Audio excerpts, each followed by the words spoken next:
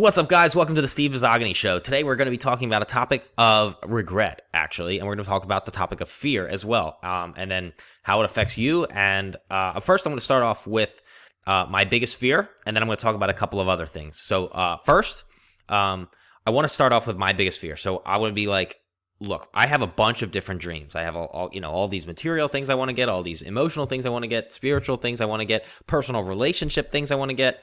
And I have all of these dreams in my head and in my heart that I can see. And obviously they're written down on goals as well over here on my sheets where I can always see them. But my biggest fear in life is actually is the topic of these goals, these long-term goals, is me being on my deathbed and surrounded by the image of my goals and dreams, and them, almost personified, them looking at me and saying, hey, because you didn't try hard enough, we never came to fruition. And today we die here with you. And that is a tremendous fear of mine. It's actually hard to say out loud without getting slightly emotional, actually. So that is a terrifying fear that I have. And one of the things that I know from, reading books and studying, I guess, the human life from beginning to end. And, obviously I haven't reached the more experienced years and the golden years of my life yet. And God willing, I hope I do. But when they interview people who are on their deathbed, the number one thing that they say is that they regret the most is that they didn't live. The number one biggest regret is that they didn't live enough. They didn't live a lot. They didn't take enough risks. They didn't live on the edge enough. And it's like they lived, but they didn't. And actually, I think Ben Franklin, is the responsible for the quote. Don't hold me to it because I didn't actually check. I should have before this podcast.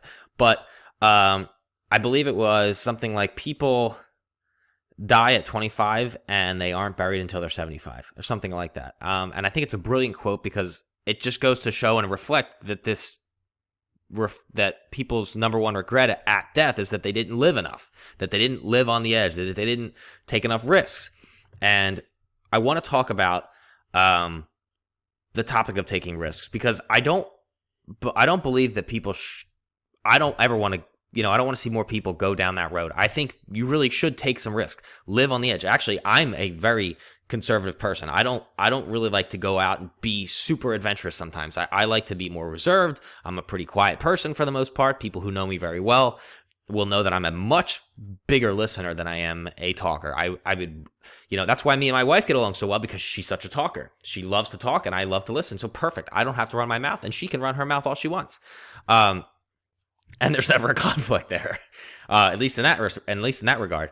Having to kind of lost my train of thought for a second. Oh yeah, so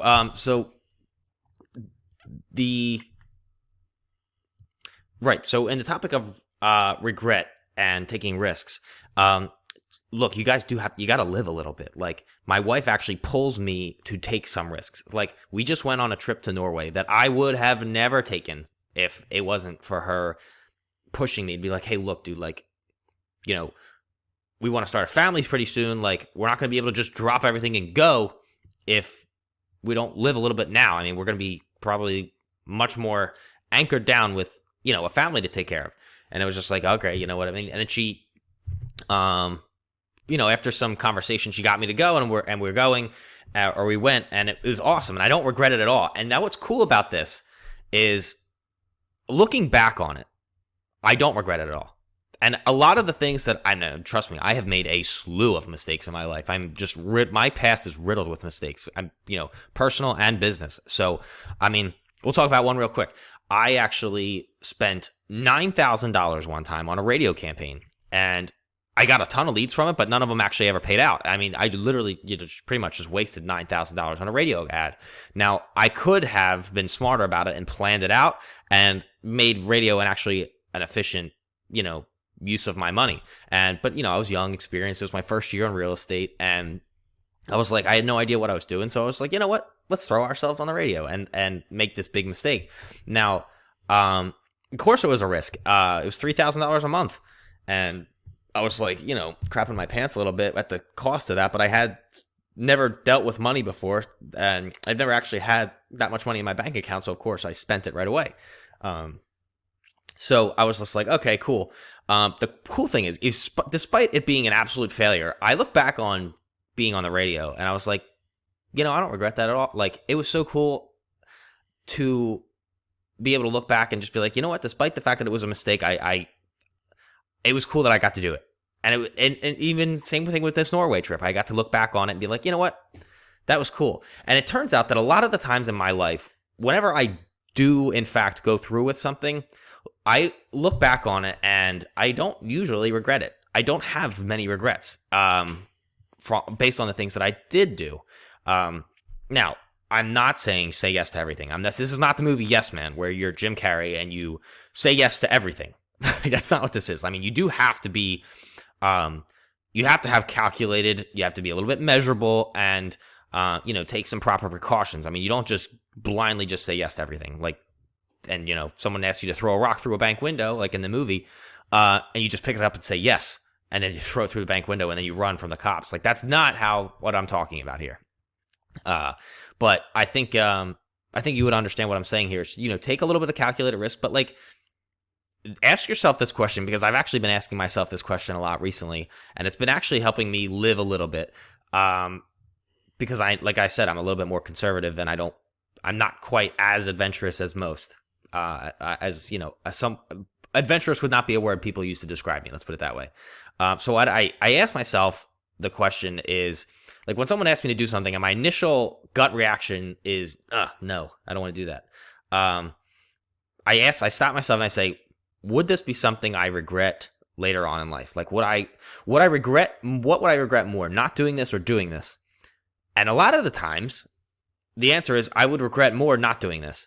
So I've been saying yes to a lot more things, and it's really cool to experience a lot of different things. Like, I've tried food I would never, ever try, ever. Like, I've eaten goose liver recently, and that was something I would never, ever try.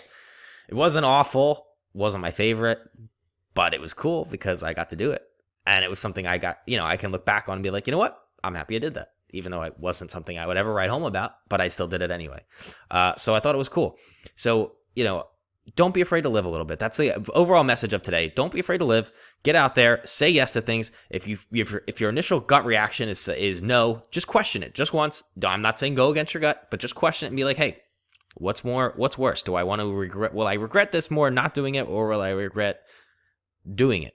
And if you'll be surprised at how many times you'll be like, oh, I don't want to look back on my life and have these regrets. So like, oh, you know what? I want to try that super hot ghost pepper one time and torch my mouth just because I want to say I did it, or whatever it is. So hopefully you guys got a lot of value out of that today. And if there's more, or if there's any kind of topics that you would like, just, feel free to write me an email, steve@thenextlevelacademy.com. Let me know what topics you want to hear about, and I will be happy to, make an episode about it. So, or if you're somebody you want me to interview, let me know as well. So, until next time, I'll see you in the next episode.